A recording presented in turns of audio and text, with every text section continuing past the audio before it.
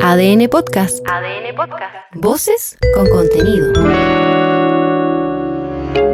Hay conversaciones que alivian y sanan. Salud mental en Ciudadano ADN. Un espacio de conversación con especialistas para ayudarte a mejorar tu bienestar emocional. Con Sandra Ceballos y Cristian Arcos. Apuesto que en más de alguna ocasión ustedes han escuchado por ahí que, pero es que tiene el carácter de su madre. O que te dicen, ese genio típico que es de tu papá. Bueno, ¿por qué? Porque uno piensa que va heredando de las generaciones anteriores muchas cosas que forman parte de nuestra personalidad. Pero ¿se habían imaginado, por ejemplo, que las huellas que deja la violencia se pueden traspasar genéticamente? O sea, podemos venir marcados incluso antes de nacer. Esto es parte de una investigación súper interesante que se ha estado realizando en Siria y que tiene obviamente una mirada psicológica, y para nuestros lunes de salud mental queríamos abordarla con, por supuesto, la orientación del psiquiatra de la clínica alemana, investigador de la Universidad de Chile, docente de la Universidad de Desarrollo, el doctor Rolando Castillo, que está con nosotros. ¿Cómo está, doctor? Bienvenido, muchas gracias. Hola, muchas gracias por la invitación. Gracias por venir. Doctor, ¿cómo es esto de hacerse cargo de alguna manera en revisar la psicología a partir de la genética? Sí, bueno, como estamos conversando fuera de cámara, hay muchas cosas que uno indirectamente intuye o sabe a propósito de cómo se transmiten ciertos patrones de manera transgeneracional en las familias.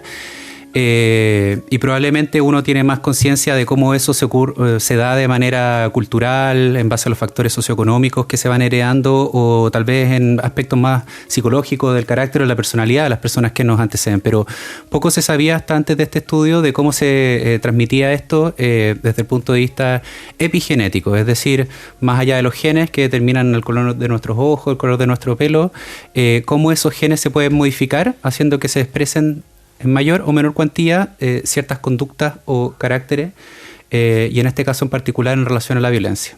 Entonces es un estudio súper interesante que apareció para poder dar cuenta de cómo desde el punto de vista biológico y no solo psicosocial se pueden heredar ciertas maneras de ser, ¿no?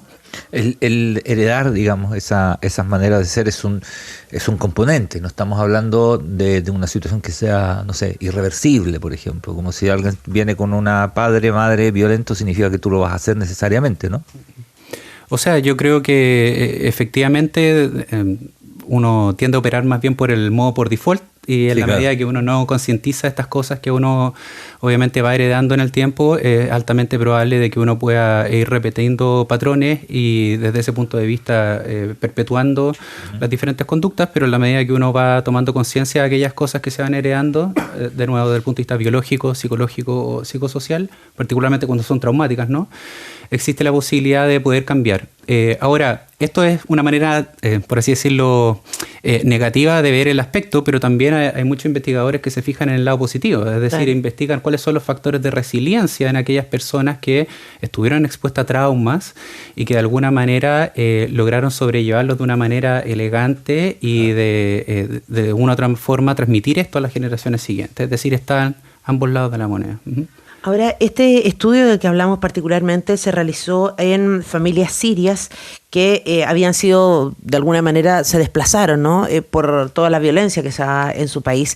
Y uno puede pensar que ese dolor que uno ve a través de las noticias o que escucha, y que hoy en día también está mucho más cercano porque vemos el fenómeno de la migración en distintos países, se puede de alguna manera, no lo vamos a poner en la misma balanza porque todos tienen particularidades, pero pensar en personas que fueron, no sé, víctimas de la dictadura, en personas que han sido víctimas de la violencia intrafamiliar, del narcotráfico y sus redes de violencia, y un largo etcétera, así como proyectándolo más a la actualidad también y a nuestra realidad.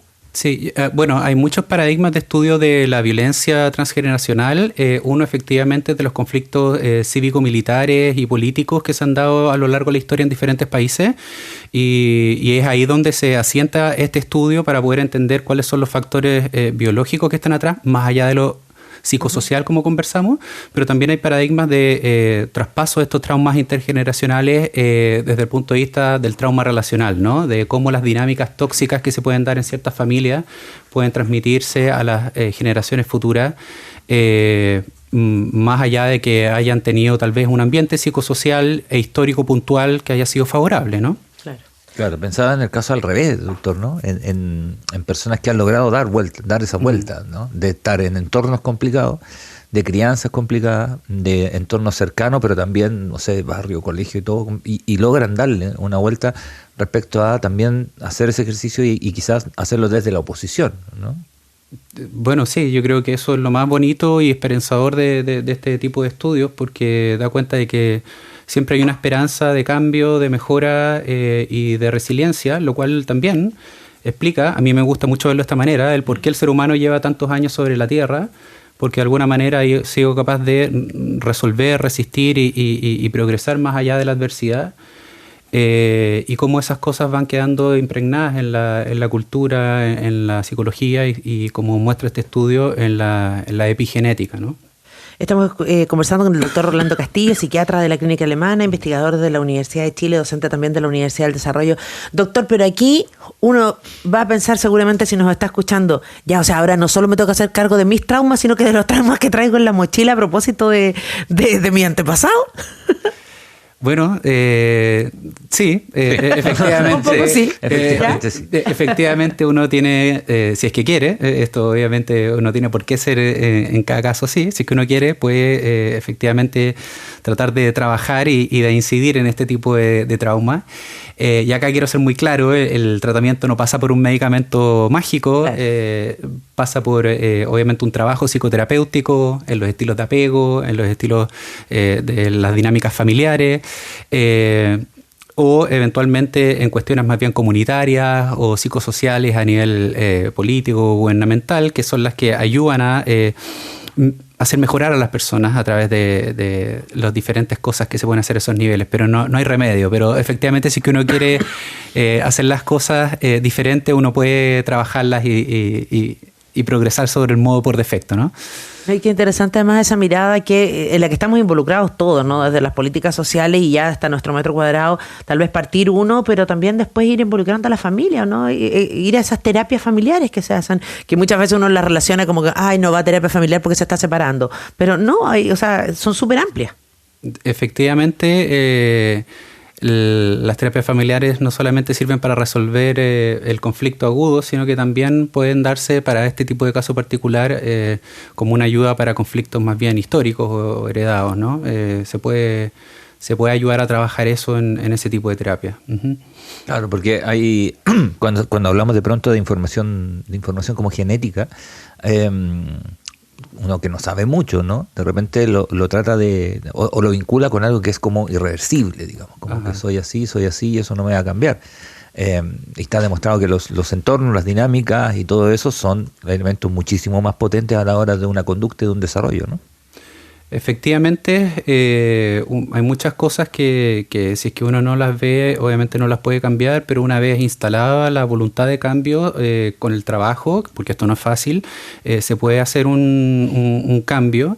Y la explicación como más biológica es muy bonita porque el cerebro es plástico. Hay algo que se llama neuroplasticidad que permite de alguna manera reconectar ciertos circuitos de formas alternativas que sean mucho más adaptativas para las circunstancias de las que tal vez uno venía llevando por defecto de nuevo, y esta misma neuroplasticidad puede regular ciertas cosas que vienen desreguladas a nivel, por ejemplo, hormonal, que incluye cosas como los ejes del estrés. Es muy conocida la molécula del cortisol, ¿cierto? Que es una hormona, ¿cierto? La hormona del estrés, todo el mundo habla de que tiene el cortisol alto, etcétera. Y estas cosas se disregulan a través de estos traumas transgeneracionales y estas cosas uno las puede eventualmente ayudar a regular también a través de la terapia y de este mecanismo de la neuroplasticidad en contextos terapéuticos específicos. Ahora entiendo por qué algunos tienen el cerebro desechable, porque es de plástico. Doctor, pero además cuando uno piensa en las terapias, en las posibilidades, efectivamente tiene que dar con el origen, ¿no? Porque veía que a partir de este estudio, por ejemplo, se dice que hay generaciones futuras de eventos traumáticos, como usted decía, las dictaduras cívicos militares, por ejemplo, una guerra, una invasión como la de Ucrania, me imagino. Efectivamente, los niños, los más chicos, pueden empezar a denotar ya algunas señales al no saber enfrentarse al medio ambiente, al tener algún tipo de estrés, al no tener manejo de situaciones, al afectar incluso su salud física. Sí, bueno, es muy bonita esa pregunta porque va directamente vinculado al diseño del estudio que estamos conversando, ¿no? Ahí lo que se estudiaron fueron madres que mientras hubo el conflicto estuvieron embarazadas en ese minuto. Entonces se estudió el cómo ese trauma se traspasó a través de probablemente los diferentes factores biológicos a los hijos y luego también se trata de hacer una propuesta que es cómo esa madre estresada puede transmitirle no solamente el trauma a su hijo, sino también a aquellas células que van a dar cuenta de los ovocitos y de los espermatozoides de esos hijos que están en la guatita y se pueden reprogramar para la tercera generación entonces. Y desde ese punto de vista, claro, también incluye una población de niños que es estudiada y esto es algo que efectivamente se puede ver y que tiene que ver con toda la teoría del desarrollo que está atrás de esto, que en el fondo si es que uno tuvo un niño que estuvo en la guatita de la mamá en un periodo estresante, ese niño puede venir programado por un ambiente razonablemente riesgoso y por lo tanto preparado biológicamente para ese ambiente. Por lo tanto cambia su metabolismo en términos de el metabolismo de carbohidratos, proteínas, cambia su conducta en términos de que vienen más ansiosos y preparados para un peligro inminente y eso puede manifestarse a través de problemas de salud médica, pero también de problemas de salud psicológica y conductual. Efectivamente, niños con problemas de conducta, más ansiosos de lo esperable, con problemas para dormir y otro tipo de síntomas podrían entenderse que están en este contexto, ¿no? Claro, hay un cruce totalmente entre lo que usted menciona y lo biológico también. O sea, hay una respuesta biológica a partir de lo que está eso y cómo se van de pronto adaptando a un mundo al cual todavía no están, pero que bueno, que van a salir pronto, ¿no?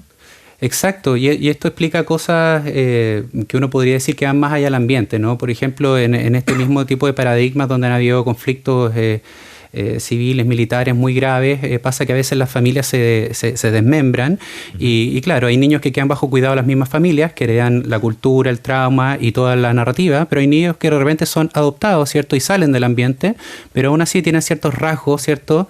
De ansiedad o conductuales, pese a nunca haber estado expuestos a ningún tipo de riesgo psicosocial, que dan cuenta de que quedó una memoria genética, ¿no? En ellos, y que por supuesto que son cosas que se puedan trabajar, pero que explica de repente que incluso en ambientes muy saludables un niño pueda sentirse muy nervioso o desajustado, ¿no? Claro. Bueno, de hecho los traumas infantiles son los que nos marcan mayormente para toda la vida si es que no los tratamos, si es que no nos hacemos cargo y si ahora además los heredamos y estamos teniendo prueba de aquello, va a ser cada vez más necesario hacernos cargo y que en ese contexto, doctor, ¿cuál sería la situación para eso que hablábamos recién de las terapias familiares? ¿Incluir a los más jóvenes, los más niños, involucrarlos en todo ese proceso? Bueno, en general es al revés. La mayoría de las veces en mi experiencia lo que ocurre no es que los adultos vayan a terapia familiar y luego incorporen a los niños, sino que muchas veces los colegios identifican a niños que están en problemas, los llevan a terapia y los psicólogos rápidamente se dan cuenta de que hay ciertos conflictos familiares que no están explicitados, que deben ser abordados en terapia y luego se incorpora a los padres, ¿no? Entonces, claro. Habitualmente ese es el orden de los factores, pero claro, muchas veces se trabaja en conjunto en ambos niveles. Así que sí. Ya, es necesario conversarlo y estar atento a las señales de los niños, porque a veces uno también con este tema de que no, es que ahora están todos sobrediagnosticados y son todos hiperactivos, no sé, por caricaturizar. Pero efectivamente hay que estar atentos a las señales porque probablemente nos van a servir de espejo incluso. Bueno, eso que dices tú es demasiado relevante. Efectivamente está muy de moda lo que es el déficit atencional, pero cuando uno ve las respuestas inconscientes que uno tiene frente al estrés, incluyen el paralizarse, pero también el correr y el arrancar o pelear. Y por lo tanto, niños muy tímidos no necesariamente son inatentos y niños muy rebeldes no necesariamente son hiperactivos. También pueden ser respuestas a patrones de trauma o disfunción alrededor de esos ambientes.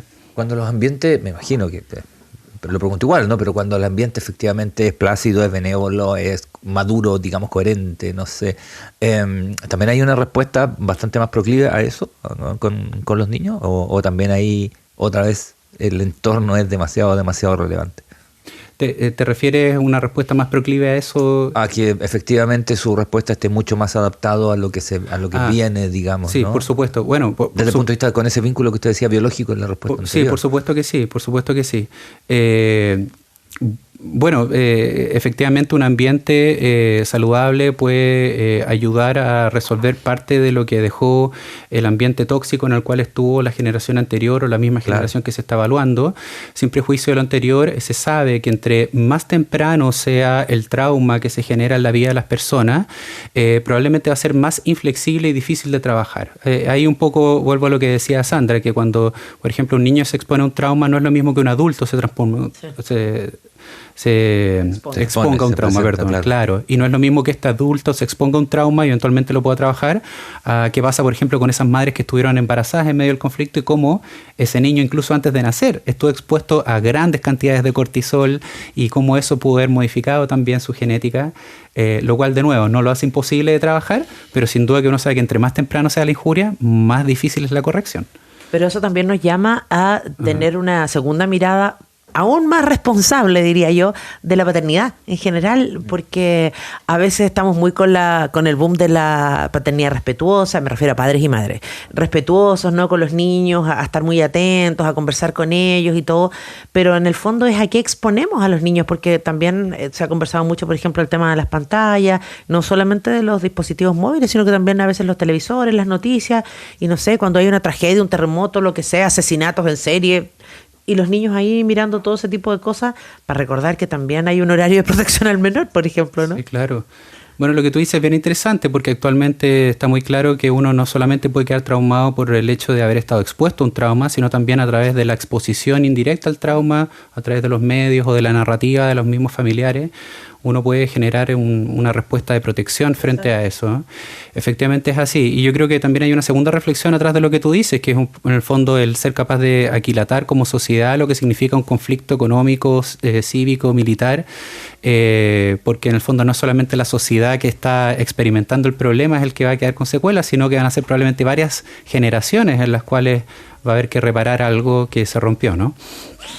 Tenemos harta pega entonces, porque para eso de que... las varias generaciones, sí, estaba pensando en ese último punto. ¿Cuántas veces tanto no hemos escuchado que dicen, ay, otra vez una película de la dictadura, u otra vez están hablando de eso en un libro? Estaba pensando en la Segunda Guerra Mundial, qué sé yo. Y o sea, claro. Efectivamente estamos hablando 3-4 generaciones y todavía. Claro, hay paradigmas de estudio de personas que fueron afectadas por el Holocausto y efectivamente eso fue uno de los primeros como grupo que se estudió en este paradigma de trauma transgeneracional. Claro. El fin de semana vi una película que tiene que ver con la ETA en España. Vimos, bueno, la producción de Patria también hace algunos años. Es un poco lo mismo. Tenemos que seguir haciéndonos cargo de esos traumas que afectan a una sociedad completa muchas veces. Así es. Doctor, muchísimas gracias por este tremendo tema. Les recordamos a todos que esto queda disponible en Spotify para que ustedes lo puedan revisar, escuchar con más atención o compartir sobre todo. El doctor Rolando Castillo, psiquiatra de la Clínica Alemana, también investigador de la Universidad de Chile y docente de la Universidad de Desarrollo. Muchas gracias por haber estado con nosotros. Muchas gracias, doctor. Gracias, Cristian. Muy bien. Salud Mental en Ciudadano ADN está disponible en adn.cl, sección podcast y Spotify. Escúchalo cada semana. Comenta, comparte este podcast y mejora tu salud mental y la de tus cercanos.